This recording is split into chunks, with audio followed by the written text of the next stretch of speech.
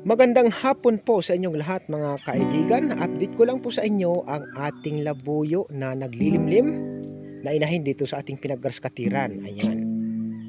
So nandyan po siya sa loob mga kaibigan. Zoom po natin ang camera. Yan po siya mga kaibigan. Oh.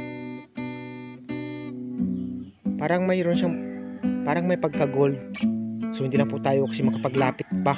Kasi nga mukhang nagre-ready na ho siya eh. Nagre-ready na ho siyang sumibat.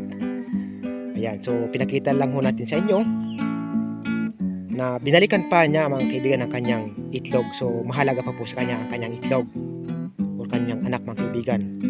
Kaya bumalik pa po siya. Akala ko hindi na ho siya babalik dahil nga nalinis na ho natin ito at saka natakot ho siya sa ating pag-grass cutter ho dito sa may damuhan. Pero binalikan pa po niya mga kaibigan.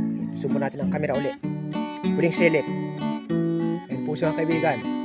Ang labuyo na inahin na naglilimlim dito sa tabi ng ating dinadaanan at sa tabi din na medyo nataas ng kaunti sa building na luma. Ayan.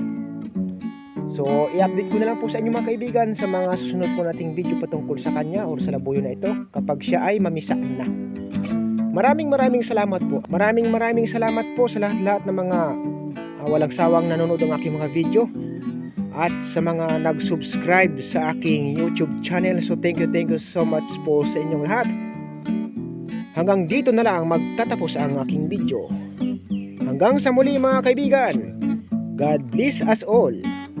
Bye bye you. Chewing.